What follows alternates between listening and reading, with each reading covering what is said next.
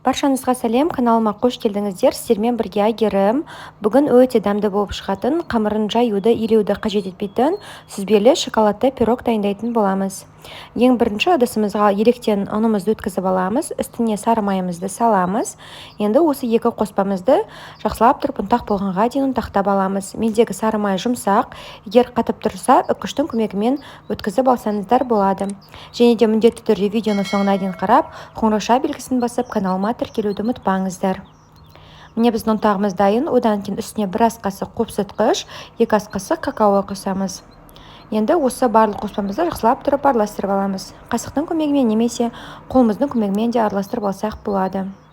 Ұнтағымыз дайын болып қалды. Енді қазір үстіне қантымызды саламыз. Одан кейін қайтадан жақсылап тұрып бір рет араластырып аламыз.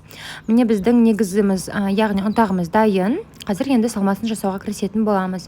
Ол үшін сүзбемізді салып аламыз. Егер сүзбемен сияқты кесектеу болса, шаншқымен басып ұнтақтап алсаңыздар болады. Одан кейін қант және жұмыртқамызды салып, шаншқымыздың көмегімен араластырып аламыз. Егер де қалауларыңызша өте қатты ұсақ болғанын қаласаңыздар, блендермен езіп алсаңыздар да болады.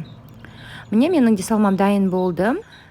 Енді пирогымызды жинастыруға кірісеміз. Ол үшін формамызға мен май жағып алдым. Егер менікі сияқты форма болса, осылай жағып аласыздар.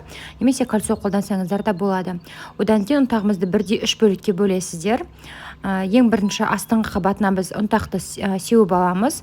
Одан кейін қасығымыздың көмегімен осылайынан басып тегістеп шығамыз. Келесі кезекте біз қазір үстіне салмамызды саламыз. Салмамызды біз тура ортасынан 2 бөлікке бөліп алыңыздар. Бірінші бөлігін осылайынан толықтай орналастырып салып, қасығымыздың көмегімен осылайынан жайып шығамыз. Келесі кезекте біз үстіне ұнтағымызды сеуіп аламыз. Ұнтақты сепкеннен кейін біз қайтадан қасықтың көмегімен басып тегістеп шығамыз. Осылай нығыз болу керек. Үстінен басып, одан кейін қалған салмамызды саламыз. Салмамызды салған кезде ұнтақпен бірге жабысып қалмасы үшін осылайынан қасықпен итеріңкіреп жағасыздар. Сол кезде бізге ұнтағы көтеріліп кетпейді астыңғы жағында. Осылайынан шетіне қарай басып салмамызды басып шықтық. Енді ең соңғы үстіне біз қайтадан ұнтағымызды сеуіп шығамыз. Тура солайынан алдыңғы жасағанымыздай қасықпен басып шығамыз. Алдын ала қызып тұрған пеште 180 градуста 40 минут пісіріп алдым. Қараңыздар, біздің пирогымыз дайын болды. Қазір мен сіздерге кесіп көрсететін боламын. Пирогты қатты салқындатпай, жылы кезінде де дастарханға ұсына берсеңіздер болады. Менде қазір пирогым жылы, қараңыздар қандай жұп-жұмсақ болып шыққан. Өте әдемі, дастархандарыңыздың сәнін келтіретініне сенімдімін. Егер сіздерге видео ұнаған болса, каналыма тіркеліп, қоңырауша белгісін басуды ұмытпаңыздар. Сол кезде каналыма шыққан жаңа рецепті ең алғаш болып көретін боласыздар. Және де комментарияға каналымнан қандай рецепт көргілеріңіз келеді, соны жазып кетсеңіздер болады. Келесі кездескенше.